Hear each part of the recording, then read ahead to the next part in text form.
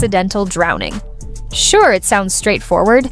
The coroner pointed to inhalation of compressed gas, a substance Aaron had been linked to in the past, and sedative medications. But if this case were so cut and dry, why did the toxicology report take months to surface? Why have details about Aaron's final hours remained murky at best? Delays and discrepancies like these often raise eyebrows, but they're just the tip of the iceberg. Perhaps the most unsettling twist involves the behavior of Aaron's housekeeper. When neighbors, including a medically trained nurse, heard the emergency call and rushed to help, they were met with locked doors and a housekeeper who allegedly refused to let them in. Imagine someone's life potentially hanging in the balance, and instead of allowing critical aid, the person on site opts to delay access. It doesn't end there. When police finally arrived, she reportedly attempted to prevent them from entering too. Why? Panic, guilt, or something more sinister? The actions seem to defy logic, especially considering the urgency of the situation. Then there's the timing. Questions arose about how long Aaron's body was left in the bathtub before the discovery. Hours passed, raising questions about what occurred during that window of time. It's unsettling to think about, especially when paired with Aaron's recent public statements. In the days leading up to his death, Aaron expressed fears for his safety, sharing cryptic messages about feeling targeted. And Brad Paisley was sued Sony Records for $10 million. They owe me money and they're trying to... Was he paranoid, or was he onto something? His concerns now seem hauntingly prophetic, adding another layer of intrigue to an already puzzling case. Each detail deepens the mystery, creating a swirl of suspicion and heartbreak. And yet, this is only the beginning. As investigators continue piecing together the timeline of his final moments, questions about Aaron's connections and potential threats he faced are coming to light. What, or who, was Aaron so afraid of? And how does this tie into some of the biggest names in the entertainment industry? It's time to explore the shadows and connect the dots to a name that keeps popping up in the most unexpected ways: Diddy. Photos of Aaron Carter and Diddy from years past are now being re-examined with a critical eye, suggesting a relationship that may have been more than just a passing acquaintance. These images, once seen as snapshots of Hollywood camaraderie, have taken on a darker tone in light of Aaron's claims of exploitation by powerful people. The day will come. Let's dive into the courtroom drama that's got everyone talking, starring none other than Diddy. Known for his music empire and lavish lifestyle, he's now in the spotlight for all the wrong reasons. This time, the headlines aren't glamorous, and the stakes are higher than ever. And of course, I already know who some of these individuals are, but because of the nature of this case, we're going to make damn sure that we're right before we do that. As a young and vulnerable star, Aaron was thrust into an industry rife with manipulation and excess, and whispers suggest that Diddy may have played a pivotal role in shaping and possibly shattering his trajectory. Could Diddy have been one of the handlers Aaron referenced in his ominous messages about the dark side of fame?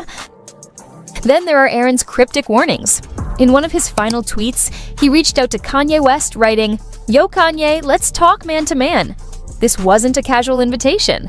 It was a plea, a signal that Aaron had something urgent to share with someone who was also making waves by exposing industry secrets. Combined with Aaron's repeated expressions of fear and his claims to hold damning information, it's no wonder fans and investigators alike are now questioning whether his death was truly an accident or if it was something far more calculated. The stakes grow even higher with claims that the FBI is investigating Aaron's death as part of a broader inquiry into Diddy's alleged connections to mysterious deaths in Hollywood. From Aaron Carter to Kim Porter, Diddy's ex-girlfriend who passed away under similarly unclear circumstances, the dots are starting to connect. Could it all be coincidence, or is there a pattern of silencing those who know too much?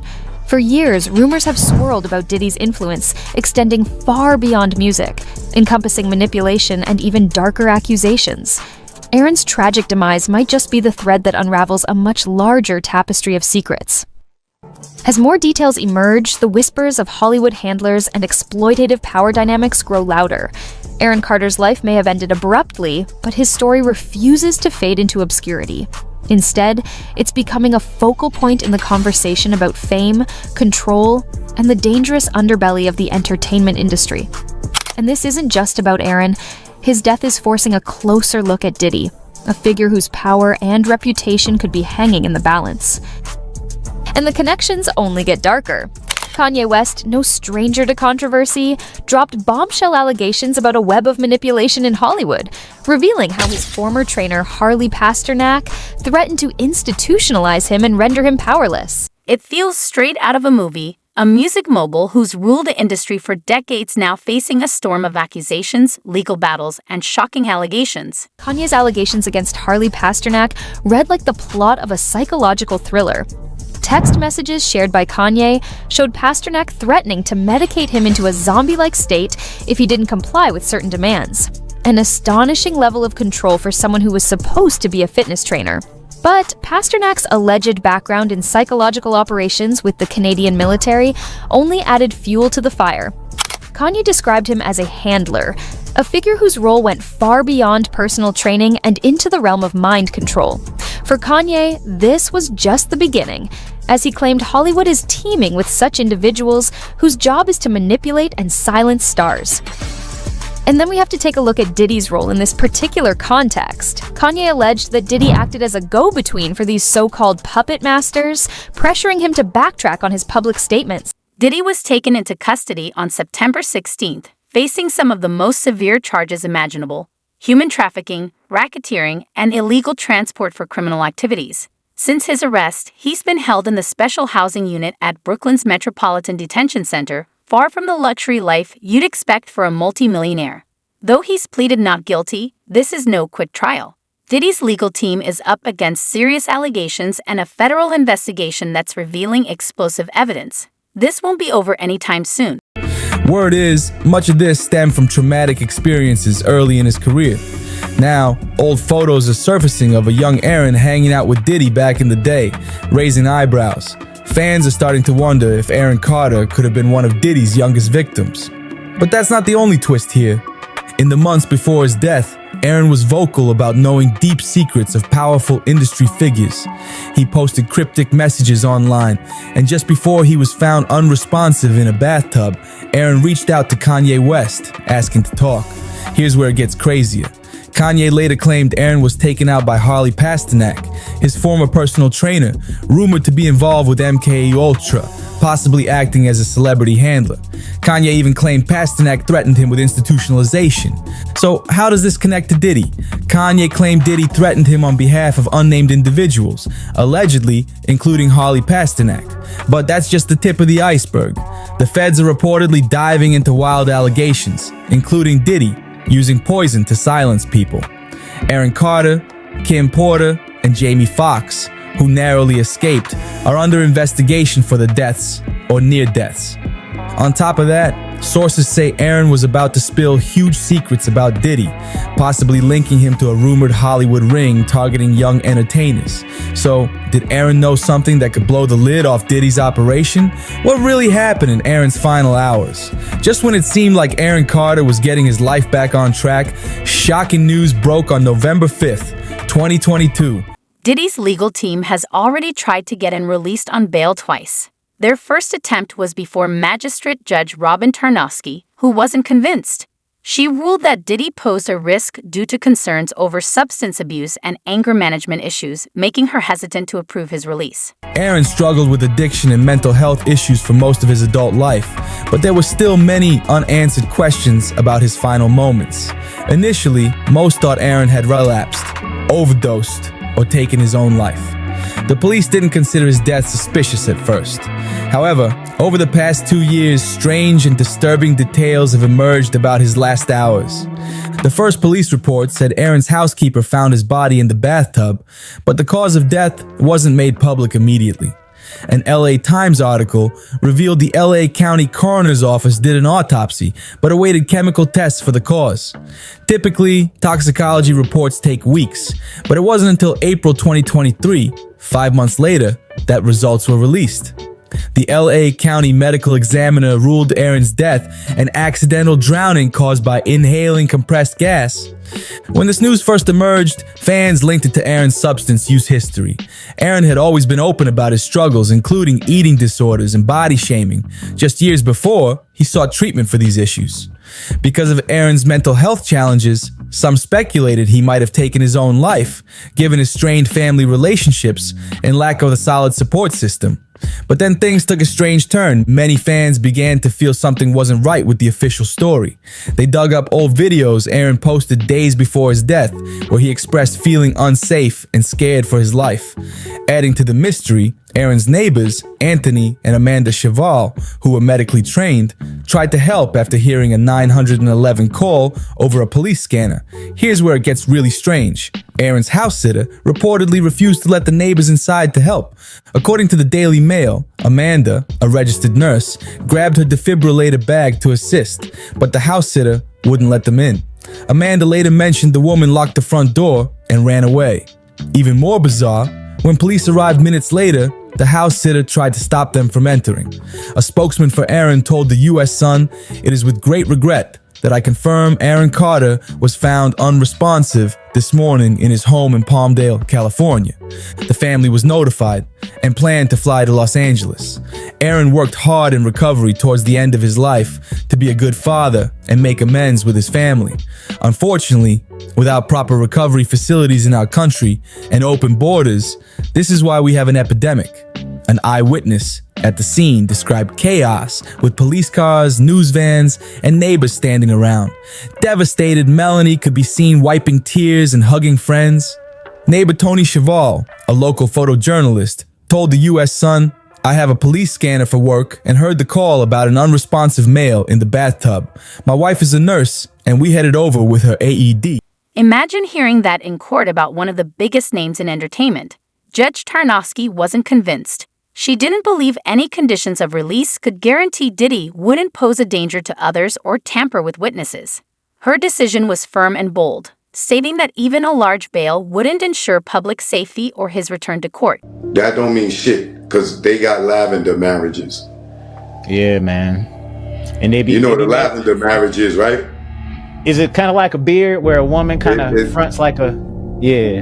And vice versa. Like, allegedly, I believe when I first saw Gabrielle Union, right? Allegedly, I believe she was a lesbian, because I seen her in clubs hanging out with people, and she was with women, right? So when I see her with Dwayne Wade later, I always thought she was gay or a lesbian. You know what I'm saying? Because I've seen her with women, like hanging out and doing things like that's straight women wouldn't be doing to each other.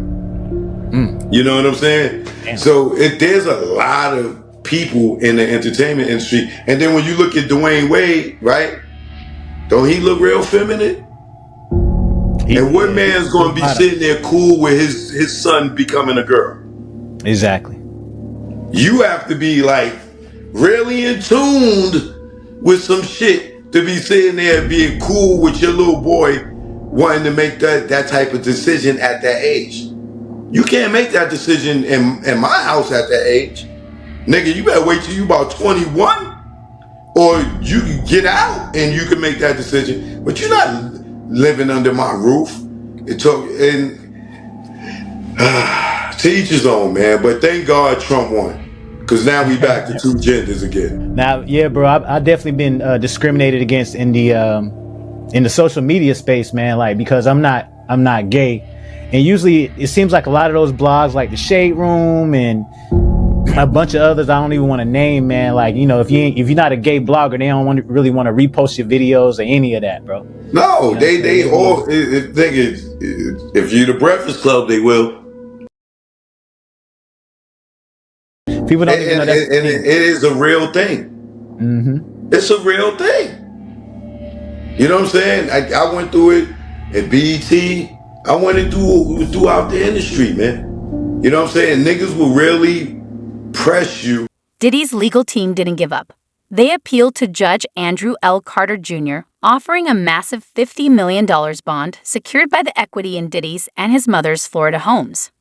To show their seriousness, they even surrendered the passports of Diddy, his daughters, and his mother, trying to prove he's not a flight risk.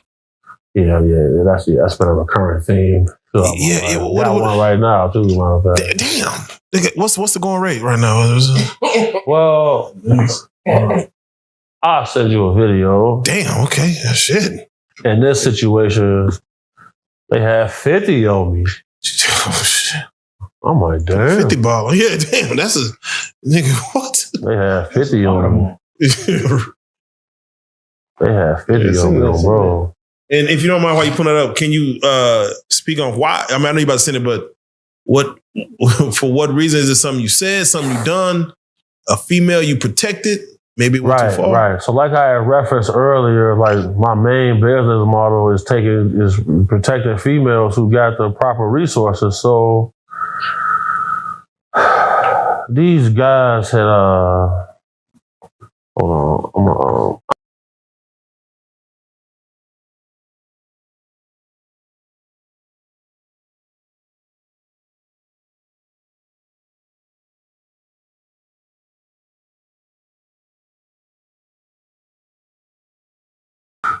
need to see some strippers or something, bro. Trying to get interested. Oh, okay, there we go. Boom, boom, boom. All right, Joker, coming to you right now.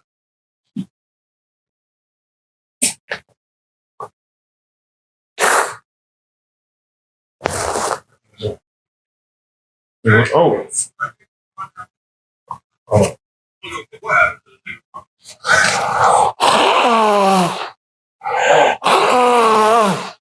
Yeah, so this is what you did to a young man.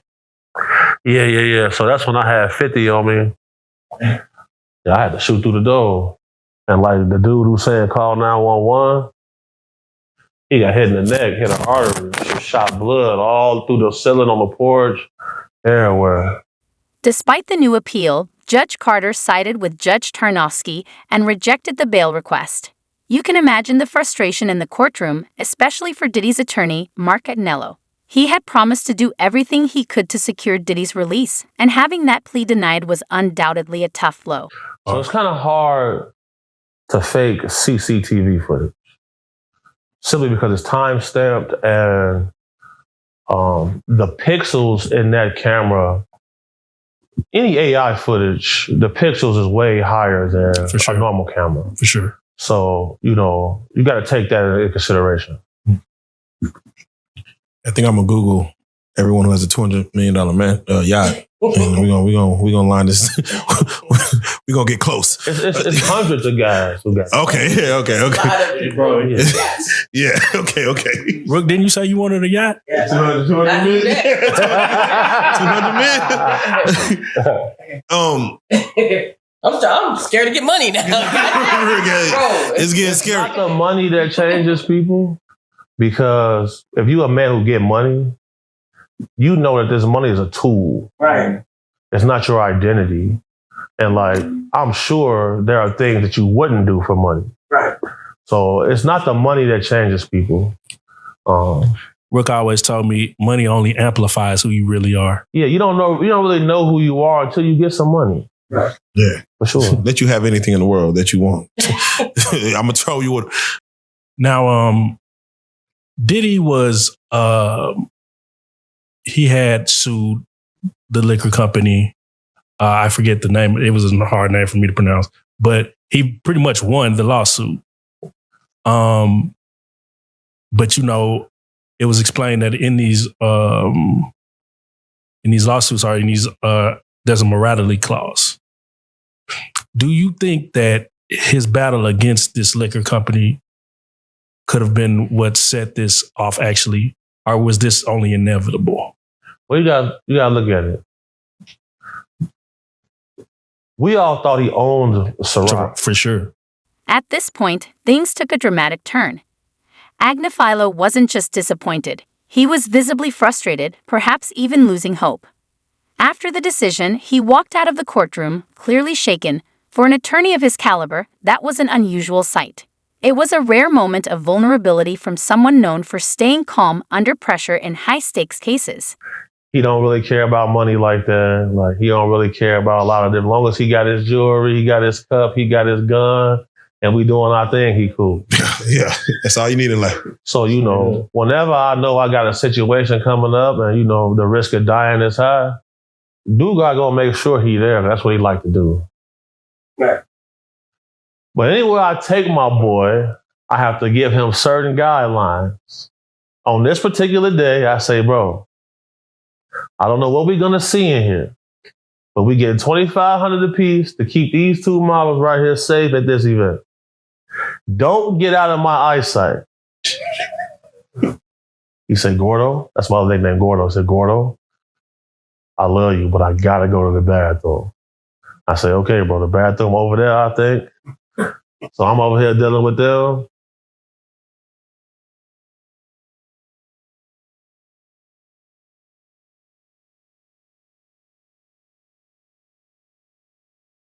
Join up. And it's out. And he pointed at somebody. He said, hey, man, everybody get on the ground. So now here I go. I got to say, y'all stay right there. I come over here. 5 dudes in the bathroom. Everybody pants at their ankles. One dude didn't even have no pants on at all. He even had no socks on. He getting extra crazy.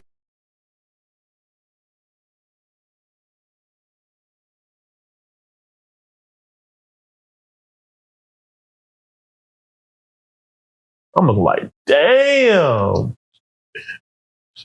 Shout out Big Dugard. Shout out Big Dugard. Yeah. Shout out Big Dugard. Damn. That's the thing, bro. Like, bro, these, bro. So, let's do it like this. Let me ask you. Niggas would get mad at me. I wouldn't plug them with celebrities. And I say, look, bro, you don't know what you asking for. And when I see certain guys, I say, yeah, you definitely getting your cake stood. Because you too thirsty to go be up here. 5 in the morning? You want to be in the studio with all dudes? Everybody on ecstasy and cocaine? They sipping liquor? There's no females here? You the females, my boy. Shit. You the female. Oh no. Now, Chris Columbus had a story that he told where he was laying down with his wife and he got a phone call from Diddy like at 2 a.m. saying, I'm at the hotel. Here's a lawyer used to handling high-profile cases, yet even Adnifilo seemed rattled by the weight of what's unfolding in Diddy's case.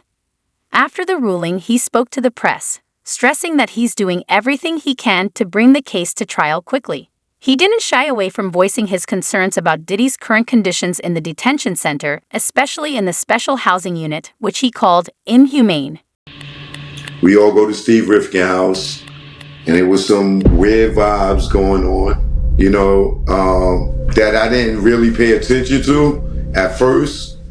And then when Diddy came, you know, in the party, he tried to holler at Jill Marie Jones' girlfriend. And she was like, get out of here, Puffy, that's my girlfriend. And the nigga like, I'm trying to put her on. You know what I'm saying? And he was making his way around the deck of the party. Like, I didn't go inside the house. It's like when we came in, we came through the back on the deck. He had a back deck. And then you could go from the back deck, you could go in the house. I was on the back deck with Boogie, Queen Latifah's girl. And we was burning the L. And then Diddy came over with, you know, the booty goons. And he was giving me the saliva look. You know what I'm saying? Like, you know how the wolf looking at the steak? You know what I'm saying? And I'm ice grilling him back like, yo, nigga, what you right? And then, you know, then I realized, like, oh, this nigga's like hitting on me, like, and he's standing here and he got like 3 to 5 niggas standing there and they all staring at me. Like, they was looking so hard, nigga, I put my head down. Like, you said this is too intense, bro. I went and grabbed Hillary. I pulled her outside and she just thought that shit, she was tickled pink. She thought it was the funniest shit in the world. Like, yo, go get Kim. We out of here. I ain't even go back in. And she went and got Kim. We bounced and we left. So he must have did that to a lot of dudes, man, and just assumed that all dudes just go for that, man, just in order to just go out and try people like that. I would think it was my environment. It's the after party. You know what I'm saying? They probably are used to certain people coming to the exclusive party. You know what I'm saying? I didn't know where we was going. I just knew that he invited us over there, or invited Kim over there, not me, because I was with Kim. You know what I'm saying? And, you know, we just went thinking it's another party. But I never went in the house, so I don't know what took. Their fans know what they doing. They grabbing the big dog. When you sit at the table and you got this white person, this white person, this white person, this white person, it's gonna be two rich white people, and it's gonna be Diddy as their right hand man, and they probably got another right hand man over there. That's how I feel the table goes. Now, fans think that Freddie was trying to hint at a deeper narrative at play here, like how when a powerful person like Diddy ends up behind bars, they become easy targets for their enemies. One person commented, "Damn, Freddie said something that went over your heads. Puffy was the bridge for hip-hop and Hollywood. So that makes Puff the biggest gatekeeper on the hip-hop black side. Yet they changing the regime, somebody taking Puff's spot, they don't want him there no more. And so life behind bars isn't exactly a walk in the park for Diddy. Heck, he was placed on protection watch during his initial days." I'm wondering if that's why they placed him on suicide watch now, kind of what you were saying, protective coverage, because he is such a high-profile inmate. Do you think that could be part of it? Oh, absolutely. I mean, you know, going from a life where you live in a mansion to going to sit in a jail facility is not something easy to deal with. Prosecutors are presenting disturbing evidence, including videos of freak-offs multi-day events where individuals were allegedly coerced with drugs and intimidation. Investigators also claim to have found over 1,000 bottles of baby oil and lubricant on Diddy's properties. This paints a starkly different picture of him, contrasting with the public image,